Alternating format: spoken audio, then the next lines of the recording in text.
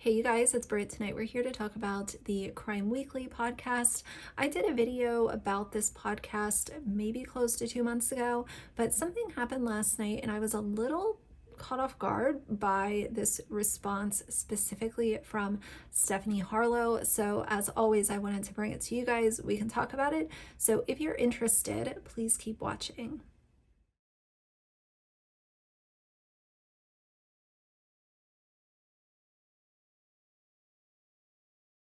All right, you guys. So Crime Weekly is a podcast. They have a YouTube channel. They're also on other platforms where podcasts are, hosted. On YouTube, they have 143,000 subscribers. And a video that was released yesterday is Brittany Drexel missing from Ocean Boulevard, and it's part one of a multi-part series. The video has 81,411 views as of right now, and it was uploaded yesterday. I listened to it while I was in the shower last night and just like doing some stuff around the house.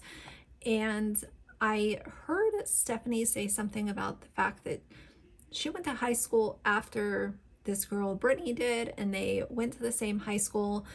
To me, it kind of like got my attention, but I also didn't really care that much. I just kind of like, kept listening to me, I've listened to Stephanie long enough where I know her approximate age. I know approximately what year she would have graduated high school.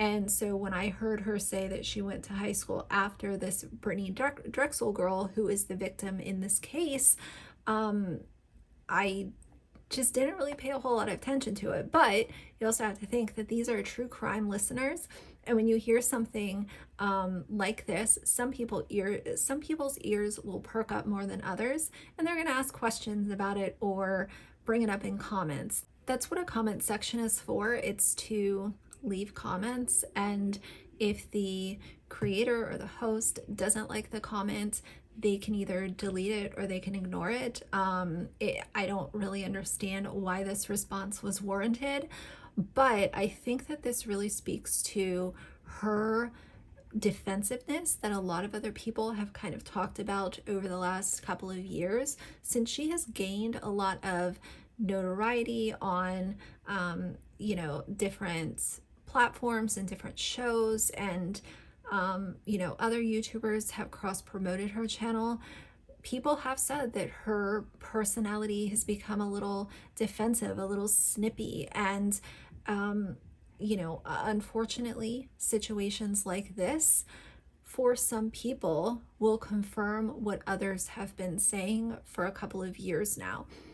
Before I read you her pinned comment that she put on this video, I just want to say that when a true crime case is being discussed, it should be about the victim, period.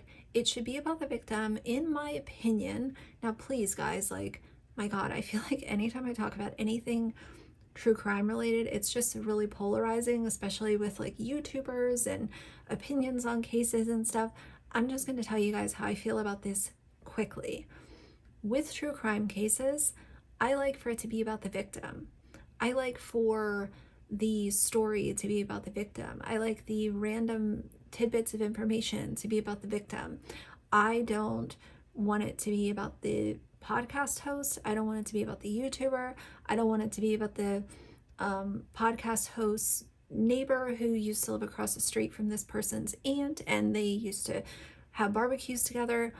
I just like for it to focus on the victim. After all, they are the ones who are not here to tell their story, and it should be handled with white gloves as far as delivering this person's story on their behalf and delivering it to the audience with grace, class,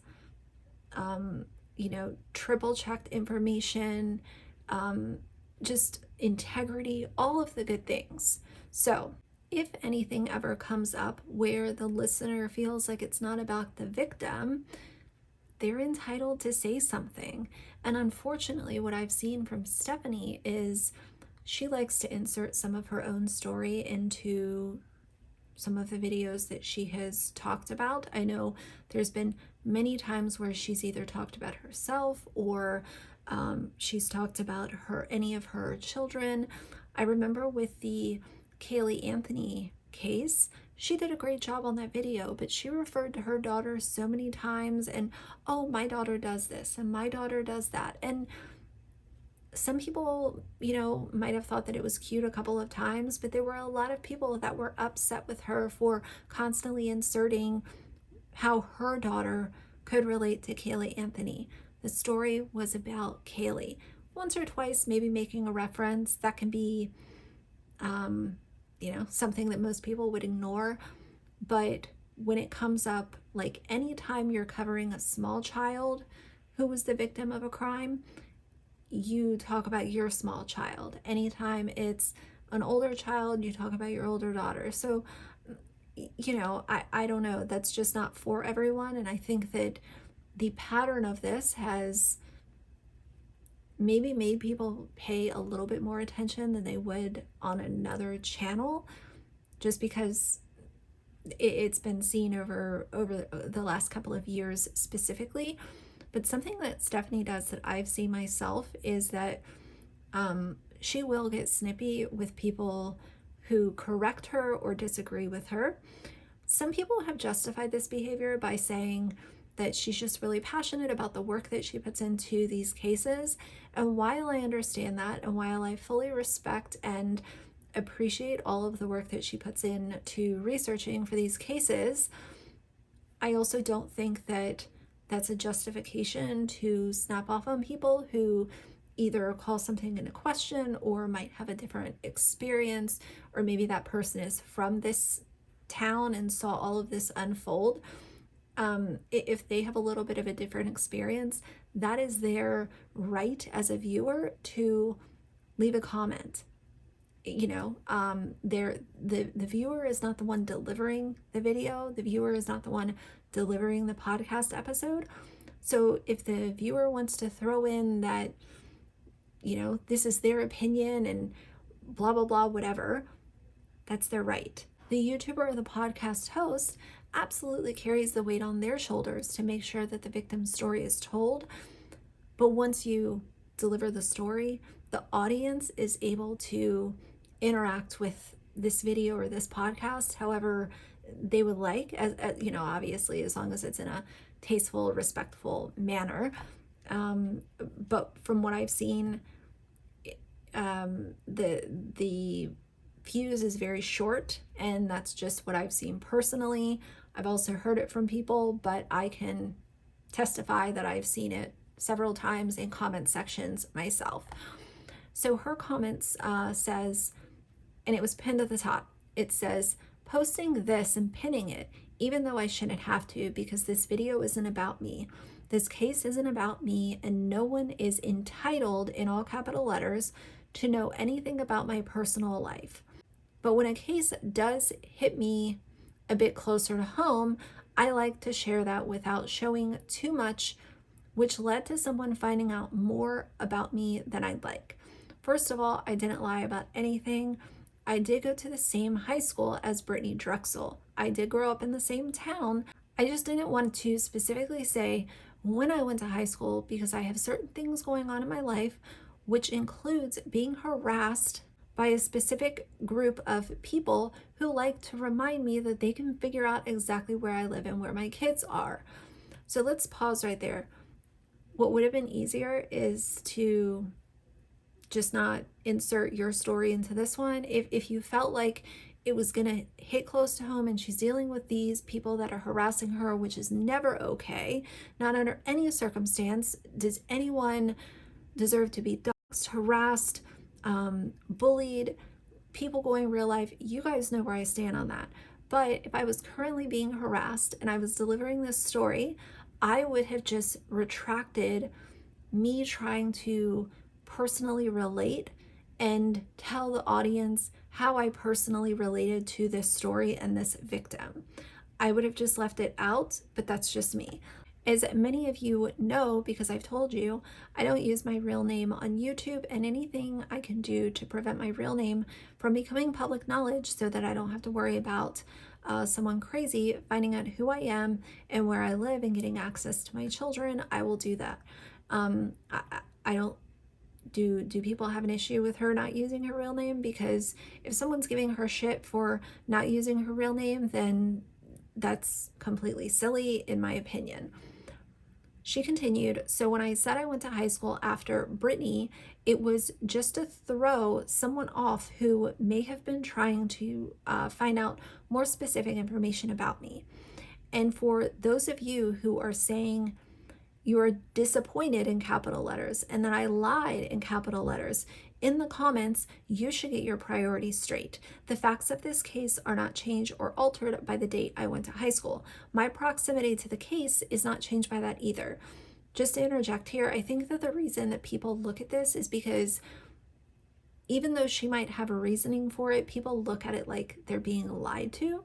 And that's a personal decision that, some people might come to, some people might not come to it. But again, when you look at true crime content, it's all about the trust. It's all about the integrity. It's all about the making sure that you can trust this creator to know that they're not sharing misinformation or giving out biased information or anything like that. So I don't think that people were upset that it was, she lied about when she went to high school, blah, blah, blah. Maybe some people were fixated on that, but I think that most people were focused on the, to them, it might have seemed like a break in trust. And when it comes to this really fragile content, trust is first and foremost. And I could be wrong. Tell me if I am in the comments. The entire area was affected. And there are many other things that give me a closeness to this case that I also do not want to divulge, to respect the privacy and ensure the safety of others who are close to me. The dates of my high school attendance have nothing to do with this case, besides place me very close to the case. So everything in capital letters I said was true, besides the specific about what year I went to high school. I'm honestly surprised that this was brought up as much as it was. I chose to share certain things and I chose to keep other things less specific. I have the right to do that. I wish I didn't have to. I wish I could tell you everything about me. And I wish there weren't unstable people in this world who would like to see harm come to myself or my family. But unfortunately, we don't live in the world. And as much as I have come to take certain precautions when revealing things about myself that might be identifying. Thanks so much to those of you who quote unquote get it. And those of you who don't, you don't need to. You just need to focus on Brittany because that's who we're here for. So there was a lot said in that, but I will go back to what I said earlier.